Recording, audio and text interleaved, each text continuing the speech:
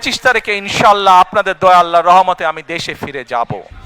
বাংলাদেশ জাতীয়তাবাদী দলের ভারপ্রাপ্ত চেয়ারম্যান তারেক রহমান লন্ডন থেকে দেশে ফিরছেন বৃহস্পতিবার। দেশে ফিরে আপাতত তিনি স্পেশাল সিকিউরিটি ফোর্স সুবিধা পাচ্ছেন না, তবে তার নিরাপত্তায় কভার্ট অ্যান্ড ওভার্ট নিরাপত্তা ব্যবস্থা প্রণয়ন করেছে আইনশৃঙ্খলা রক্ষাকারী বাহিনী। রেড, ইয়েলো ও হোয়াইট এই 3 জোনে ভাগ করে সাজানো হয়েছে নিরাপত্তা ছক। ইনার কর্ডনে দায়িত্ব পালন করবেন চেয়ারপারসনের সিকিউরিটি ফোর্সের সদস্যরা। অন্যদিকে আউটার কর্ডনে থাকবে আইনশৃঙ্খলা বাহিনীর বিভিন্ন ইউনিট। তার নিরাপত্তায় পুলিশ, র্যাব ও বিজিবির পাশাপাশি মোতায়েন থাকবে সেনাবাহিনীও। খিলক্ষেতের 300 ফুট এলাকার যে স্থানে তারেক রহমানকে সংবর্ধনা দেওয়া হবে সেই স্থানটি করা হবে sweeping.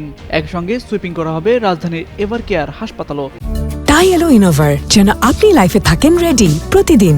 Innova, designed for now.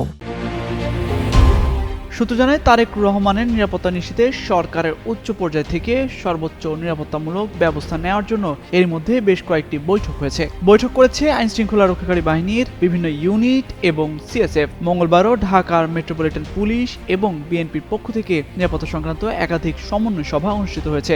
Red জোনে যারা প্রবেশের সুযোগ পাবেন তাদের বিশেষ সিকিউরিটি কার্ড দেওয়া হচ্ছে। ওই কার্ড ছাড়া কেউ সেখানে প্রবেশ করতে পারবেন না। ইয়েলো জোনের জন্য থাকছে আলাদা কার্ড। যারা এই কার্ড পাবেন তারাই কেবল ইয়েলো জোনে যেতে পারবেন। রেড ও ইয়েলো জোনের বাইরে যে এলাকা থাকবে সেটি বিবেচিত হবে হোয়াইট জোন হিসেবে। ওই জোনে প্রবেশ করতে পারবেন সাধারণ মানুষ। তারেক রহমানের আগমনের দিন পুলিশ সহ অন্যান্য সংস্থার প্রায় 2000 সদস্য মোতায়েন থাকতে পারে।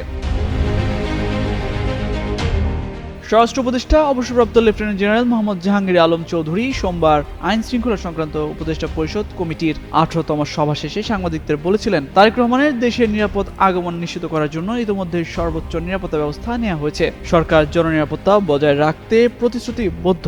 আইন প্রয়োগকারী সংস্থাগুলোকে সম্পূর্ণ সতর্ক ও সমন্বিত থাকার নির্দেশ দেওয়া হয়েছে, যাতে অনুষ্ঠানটি শান্তিপূর্ণভাবে অনুষ্ঠিত হয়। ডিএমপির অতিরিক্ত কমিশনার এস.এন. নজরুল ইসলাম বলেন, পোশাকধারী পুলিশের পাশাপাশি সাদা পোশাকে পর্যাপ্ত পুলিশ সদস্য দায়িত্ব পালন করবেন। তবে এসএসএফ সুবিধা দেওয়া হচ্ছে না তারেক রহমানকে। এছাড়া নিরাপত্তা পরিকল্পনায় হযরত শাহজালাল আন্তর্জাতিক বিমানবন্দর, সেখান থেকে এভারকেয়ার হাসপাতাল হয়ে গুলশান পর্যন্ত যাওয়ার রাস্তা এবং তার বাসভবনকে অন্তর্ভুক্ত করা হয়েছে। পুলিশ সদর দপ্তর সূত্র জানায়, মঙ্গলবার মধ্যরাত থেকেই পুলিশের বিশেষ নজরদারি শুরু হয়েছে। 25 ডিসেম্বর রুট জুড়ে প্রতিটি থানা এলাকায় নিরাপত্তা ব্যবস্থা জোরদার করা হবে। বিশেষ এসকর্ট সহ একাধিক চেকপোস্ট থাকবে। সাধারণত গুলশান, বনানী ও বারিধারা এলাকায় 9টি চেকপোস্ট চালু থাকে। নিরাপত্তা বাড়ানো হয়েছে তার বাসভবনের আশেপাশেও। তামজিদ মির্জা, যুগান্তর নিউজ।